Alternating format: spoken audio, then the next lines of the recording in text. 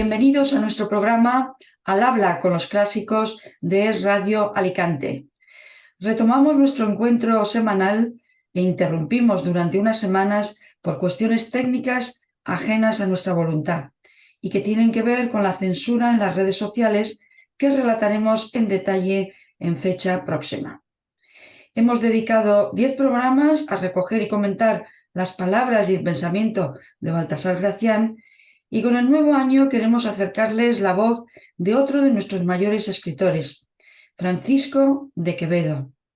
Lo haremos conversando con nuestro amigo Santiago Trancón, autor del libro Sabiduría de los Clásicos, que nos sirve de guía. Muy bien, eso, súbelo un poquito más. ¿Te veo, no? Sí, hacia adelante, ahora, ahí, perfecto, muy bien. Pues Ahí. como decíamos, ahí Santiago Trancón, autor del libro Sabiduría de los Clásicos, que nos sirve de guía en esta aventura radiofónica que esperamos les siga interesando y difundan entre sus contactos y amigos. Pues encantado de estar de nuevo contigo, Pilar, y de presentar esta segunda parte de nuestro programa dedicado a nuestros mejores clásicos y sobre todo del siglo de oro, como es el caso de Baltasar Gracián y de Francisco de Quevedo. Ya le hemos dedicado 10 programas a comentar pues muchas de las ideas elocuentes y sabias de Gracián, y ahora vamos a dedicar otros 10 programas a Francisco de Quevedo, de cuyas obras vamos a extraer, pues como en el otro caso, aforismos, sentencias, historias, lo más atractivo que encontremos, y esperamos despertar con ello pues el interés de los oyentes y también una llamada a muchos profesores que quizás puedan encontrar, si quieren, en estas grabaciones y en estos textos, pues un material para su programación en las aulas y para acercarlo a los jóvenes que tan necesitados están en este momento de confusión total en todos los órdenes, de que haya algún pensamiento racional bien organizado y bien expresado. Y sobre todo con falta de material ahora referido a estos siglos, porque parece ser que han sido sacados del criterio de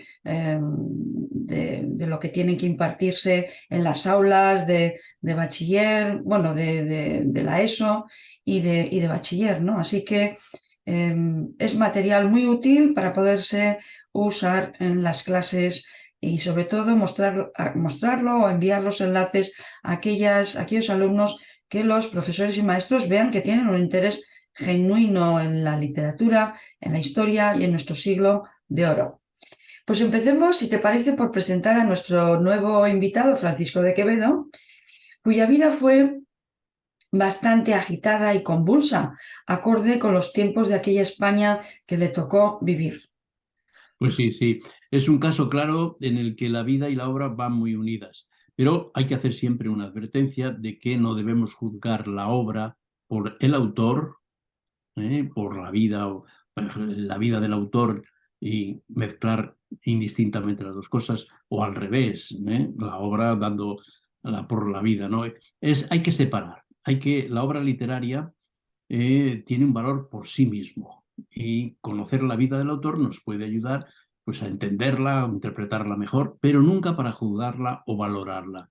Aquí hemos de decir claramente que nos oponemos rotundamente a esto que está ahora, que se llama la cultura de la cancelación, que es más bien la incultura, donde lo que se hace es negar el valor artístico y literario de una obra porque descubrimos de repente algún dato de la vida del autor pues que hoy juzgamos pues, reprobable, yo que sé, por machista, por racista, reaccionario, lo que nos dé la gana. Esto no se puede hacer. Las obras tienen valor por sí mismas, y la relación entre el autor y la vida tiene que ser un tema bien explicado, bien aclarado, y nunca, desde luego, para suplir lo que es la obra y el valor de la obra en sí misma. Pues está bien que lo adviertas, Santiago, porque habrá algunos que nos digan que a Quevedo hay que borrarlo de la historia por considerarle machista, antisemita, clasista o cualquier otra cosa que se nos ocurra. Que no es cosa de que lo fuera, sino que en el contexto en el que él vivió, pues manifestó sus opiniones sobre diversos temas, y a la luz de nuestra cultura actual, pues tenemos que evitar ese presentismo, ¿no? Hay que evitar el reduccionismo simplista, que muchas veces además es totalmente falso, porque en el caso de Quevedo, por ejemplo, sí encontramos afirmaciones todo lo contrario, antimachistas, por no hablar incluso de su poesía amorosa, donde está llena de admiración y de respeto a la mujer.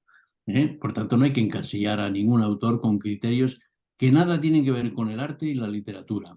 Esto que ya le pasó a Quevedo en vida, porque fue acusado también de irreverente, ¿no? Entre otras cosas, que era lo que podían acusar allí en aquel momento, ¿no?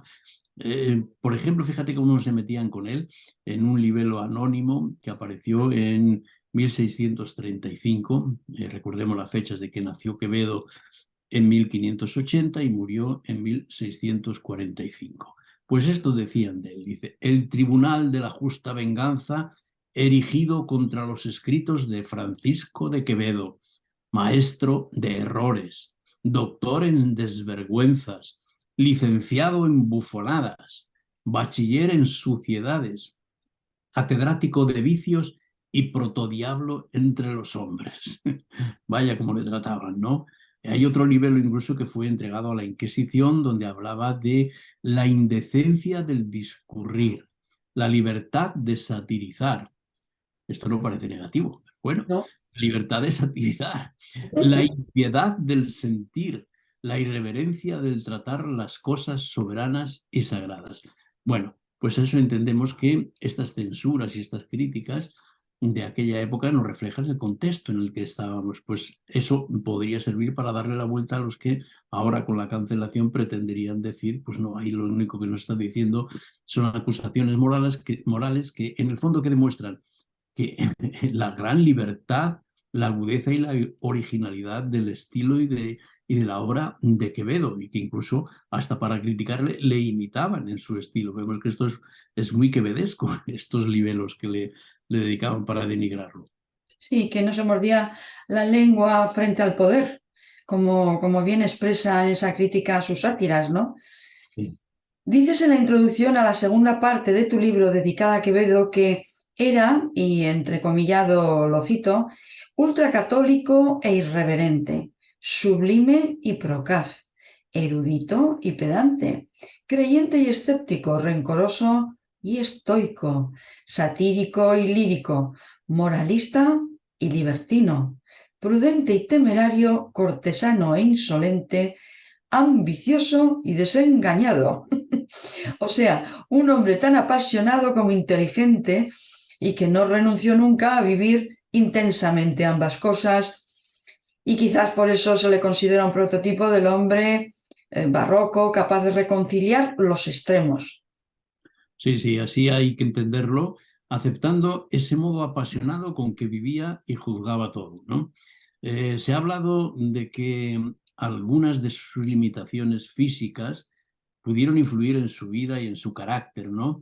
Sabemos que era cojo de nacimiento, una especie de patizambo, y también era muy miope, un gran miope, de ahí esos quevedos, ¿no? Que se llaman a esos lentes que llevaba él siempre que cogen el nombre incluso de su apellido, el de Quevedo. Curiosamente, Epicteto, que fue uno de los griegos a los que más siguió en su famosa obra El Enquiridion, pues también era cojo, ¿no? Curiosidades de la historia, ¿no? Al que siguió, ya digo, mucho Quevedo. También sabemos que era un gran espadachín, manejaba muy bien la espada y sabía también, también tenía fama de jugador, ¿no? En una pelea incluso con algún nombre dice que mató a alguien, puede ser, ¿no? También fue espía, también ocupó altos cargos. En Italia incluso llegó a tener fama de nigromante, ¿eh? Vamos, todo eso le da una imagen de un polemista que era muy lenguaraz, que satirizó pues, a todos los poderosos, entre ellos al conde duque de Olivares, que acabó metiéndole en la cárcel. Le encerraron en una celda de castigo en un convento de San Marcos de León, donde pasó casi 5 años y de la que salió ya con una salud muy quebrantada y murió pues un año después. Por tanto, su vida es una mezcla explosiva, ¿no? Vigorosa, ¿no? y él también se mezclaba con todo tipo de gentes, desde monarcas a prostitutas, de príncipes y virreyes a pícaros y ladrones, y pasó de los salones de la nobleza a las tabernas más sórdidas. Bueno, todo esto hace que esa enorme riqueza vital la traslade luego a sus escritos y donde su libertad y agudeza extraordinaria nos siguen fascinando hoy. Ciertamente es en los contrastes donde se nos afina la agudeza y el conocimiento y la inteligencia. Pues con esta presentación creo que ya estamos preparados para escuchar sus palabras, para conocer sus sentencias y reflexiones sobre todo lo divino y lo humano. Y nunca mejor dicho, pues entre sus obras encontramos, por ejemplo, títulos tan atrevidos como Gracias y desgracias del ojo del culo, junto a Gobierno de Cristo, Política de Dios, Gobierno de Cristo, o la vida de San Pablo, apóstol, por no citar sus conocidos Sueños o su España defendida, de la que hablaremos. Pues sí, vamos a empezar con unos versos bastante conocidos, pero que nos sirven para mostrar la actitud de Quevedo ante la vida. Es el comienzo de una epístola satírica y censoria, que está escrita en versos, en tercetos, en decasílabos, y dice así: no he de callar por más que con el dedo, ya tocando la boca o ya la frente, silencio avises o amenaces miedo. No ha de haber un espíritu valiente. Siempre se ha de sentir lo que se dice, nunca se ha de decir lo que se siente. Destaca aquí esa valentía de decir lo que se piensa y se siente, no callar ni guardar silencio, aunque a uno lo amenacen, ¿no? Podemos decir que sí, que Quevedo siempre fue, como aquí dice, un espíritu valiente. Destacamos de paso el buen uso que hace de la figura retórica barroca muy conocida, que es el retruécano, que se usó mucho, ¿no? Sentir lo que se dice, decir lo que se siente. Un ejemplo buenísimo de retruécano.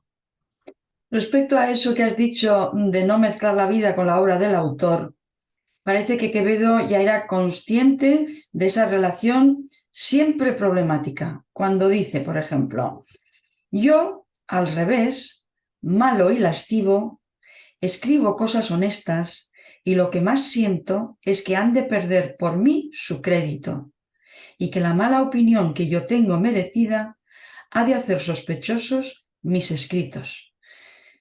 Bien, pues llama la atención la sinceridad con que habla de sí mismo, de sus escritos, se autoevalúa y se autocensura, cosa que creo que hemos perdido la práctica en el mundo actual, ¿no? Bueno, la autocensura, perdón, hay gente muy lenguaraz y muy y realmente no existe tampoco. Me refería más bien a esa manera de estar en la sociedad donde no acostumbramos a hablar de nuestros defectos, sino a criticar los de los demás, pero nunca a hacer autocrítica.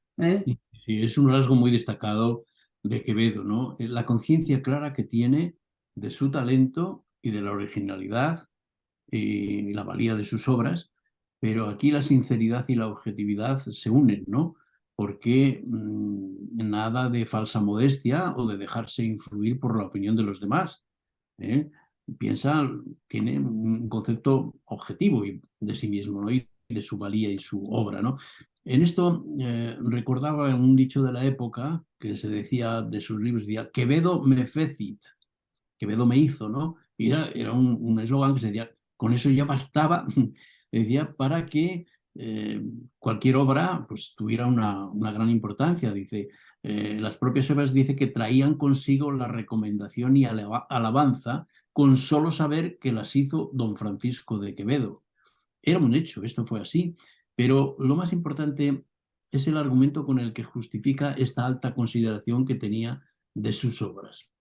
Y dice lo siguiente: a todos, él, sus obras y él, el autor, el Francisco de Quevedo, dice, a todos habla y a todos dice la verdad clara y lisa, y lo que siente, sin rastro de lisonja. Y si acaso escuece y pica, considere que no es sino solo porque cuanto se dice es verdad y desengaño. dos palabras clave, ¿no? Esenciales en el pensamiento de Quevedo: verdad y desengaño. A los que tuvo que afrontar, hacer frente a lo largo de su vida, en abundancia, efectivamente.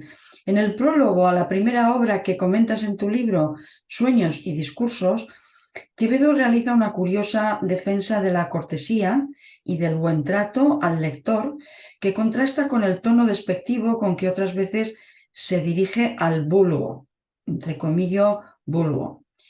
Para defender este respeto al lector, cuenta una historia divertida, la de aquel soldado que cayó enfermo y siempre acababa sus oraciones con un "y Dios me libre de las manos del señor diablo", tratándole siempre al diablo con esta cortesía todas las veces que le nombraba. Se extrañó uno y le preguntó: ¿por qué llamaba señor al diablo siendo la más vil criatura del mundo? A lo que contestó el soldado: ¿qué pierde el hombre en ser bien criado? ¿Qué sé yo a quién habré de menester ni en qué manos he de dar? Ese es un prólogo muy interesante, que recordemos esa máxima que yo siempre he tenido muy en cuenta. También dice eso, dice: Dios te libre, lector, de prólogos largos y de malos epítetos. Lo de malos epítetos es clave para conocer a un buen o mal escritor, ¿no? Sí, En lo que no era breve él era en los títulos que daba a sus obras, ¿no? Esta, por ejemplo, se titula Sueños y discursos de verdades descubridoras de abusos, vicios y engaños en todos los oficios y estados del mundo. Esta obra la empezó en 1605, curiosamente el mismo año en que Cervantes publicó la primera parte del Quijote, ¿no? Y la acabó en 1622. Luego incluso la volvió a publicar con algunos retoques, un poco censurada o expurgada, ¿no? En defensa, esa defensa que hace de la cortesía de la que has hablado, ¿no?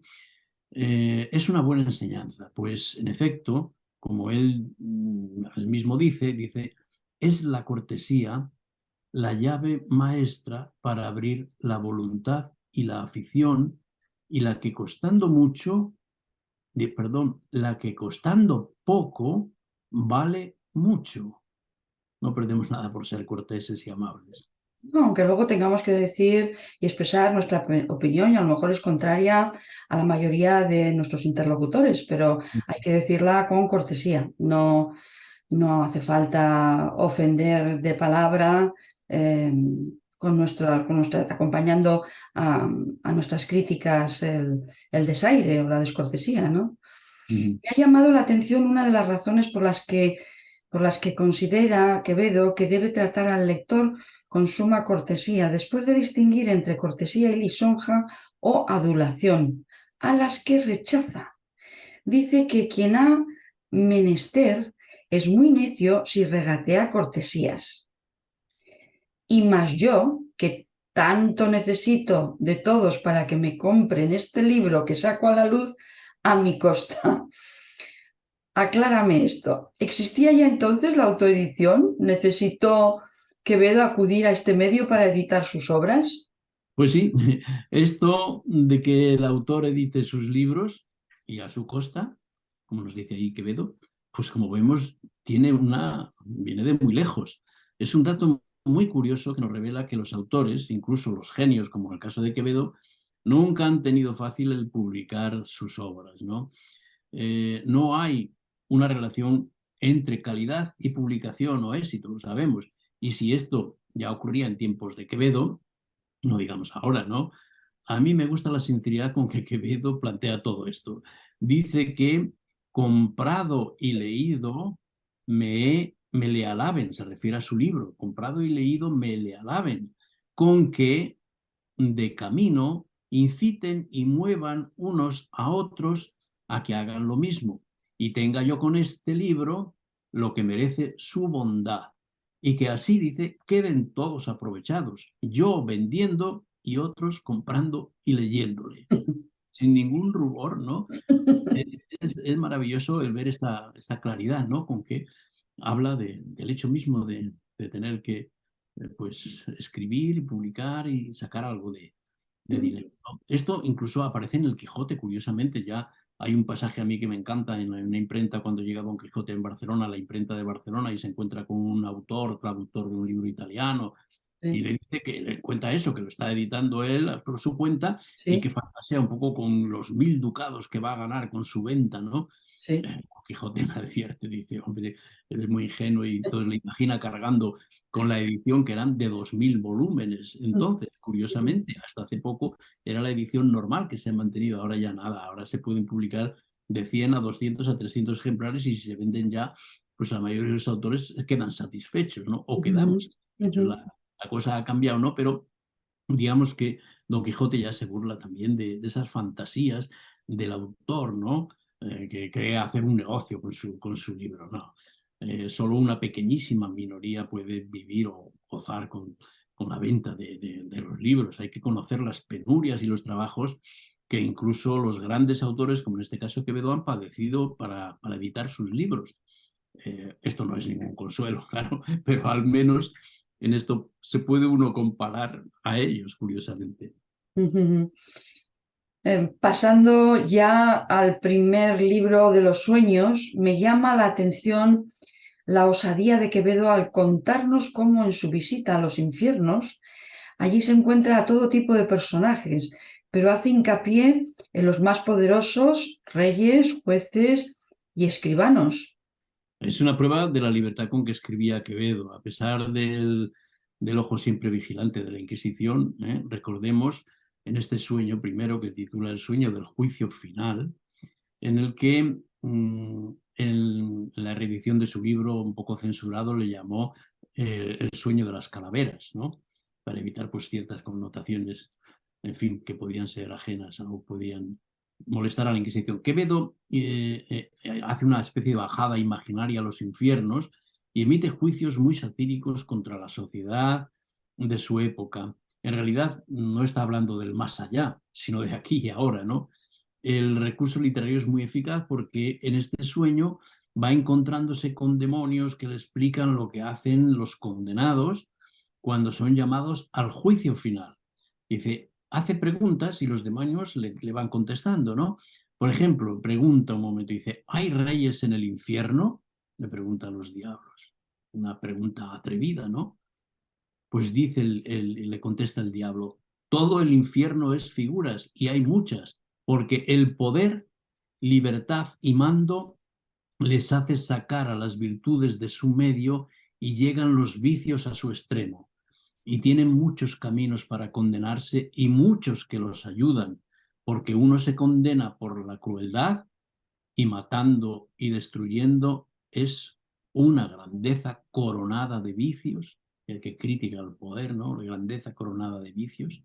Dice, y una peste real de sus reinos. Otros se pierden por la codicia. Así que, por tanto, sí, sí, dice que hay reyes en el infierno y poderosos en el infierno porque el poder corrompe, y parece decirnos que a más poder, mayores posibilidades de caer en los vicios y en los abusos. De plena actualidad, don Santiago, ¿eh? Estas reflexiones, parece mentira que nos hablen a través de la historia de tantos años y tantos siglos. Bien, pues basándose en la creencia bíblica en la resurrección de los muertos, según la cual al final de los tiempos todos recuperaremos nuestros cuerpos y acudiremos así al juicio final, Quevedo nos presenta escenas disparatadas que también recuerdan al Bosco, como vimos en Gracián. Le sirve la situación para dar rienda suelta a su vena sarcástica y a su gusto por la hipérbole, a lo que hoy llamaríamos surrealismo o absurdo. Sí, sí, sí. Por ejemplo, todos los condenados en este proceso de reconstrucción de sus cuerpos, que es el juicio final, donde volvemos a renacer, pero con nuestros cuerpos tal como los teníamos, eso según el relato bíblico, pues todos quieren desprenderse de los miembros o las partes de su cuerpo con la que pecaron o que les delata, ¿no? Por ejemplo, los lujuriosos, dice que ni querían que los hallasen sus ojos por no llevar al tribunal testigos contra sí, y a los maledicientes las lenguas no las querían llevar, A los ladrones y matadores gastaban los pies en huir de sus propias manos. Y dice, y reíme del afán con que una gran chusma de escribanos andaban huyendo de sus orejas. Muchos, aunque habían resucitado, no querían salir de la sepultura. ¿Y qué decían de los jueces? Parece que les tenía especial fobia y parece que con razón, ¿no? Hombre, tenía muchos motivos para esta versión, como veremos en el próximo día, cuando contemos cómo fue injustamente encarcelado y condenado sin juicio alguno, ¿no? Así, contesta un diablo encargado del registro a la pregunta de que, lo mismo que de los reyes, dice, ¿hay jueces hay algunos jueces ahí allá? Le pregunta. Dice, pues no, dijo el espíritu. Los jueces, pues dice, pues no, en el sentido de decir, pues claro, ¿no? Los jueces son nuestros faisanes, nuestros platos regalados y la simiente que más provecho y fruto nos da a los diablos, porque de cada juez que sembramos recogemos 6 procuradores, 2 relatores, 4 escribanos, 5 letrados y 5.000 negociantes, y esto cada día. Bueno, curiosamente me recuerda a mí ahora si empezamos a tirar de algunos casos concretos de la actualidad, empezamos a tirar de un diputado y va saliendo un juez, un empresario, en fin, pues aquí lo mismo, es un escribano, y los jueces son, pues digamos, dentro de la cadena esa de corrupción, que Quevedo los ve como clave, ¿no? La clave de muchas cosas. Plena vigencia. Dice esto de los poderosos, pero luego afirma que en el infierno no hay ni puede haber pobres. Sí, esto es otra cosa bastante sorprendente, porque dice Quevedo que solo quería saber si hay en el infierno muchos pobres. Le pregunta un diablo. Dice, el diablo ni sabe lo que es. Dice, ¿qué es pobres? Le replicó el diablo. No sabe ni lo que es, ¿no? Dice, el hombre, dije yo, que no tiene nada de cuanto tiene en el mundo. Eso es un pobre, ¿no? Ah, y entonces ya dice el diablo, hablar allá para mañana. Dice, bueno, está claro, dijo el diablo. Si lo que condena a los hombres es lo que tienen del mundo, y esas personas no tienen nada, ¿cómo se condenan? Por acá los libros los tienen en blanco. En el libro de registro de los pobres no aparece ninguno que llegue al infierno. No ha tenido motivos para pecar, según este sabio diablo, ¿no? Excelente reflexión para finalizar el programa de hoy, queridos amigos. Nos despedimos hasta la próxima semana. Gracias y feliz día.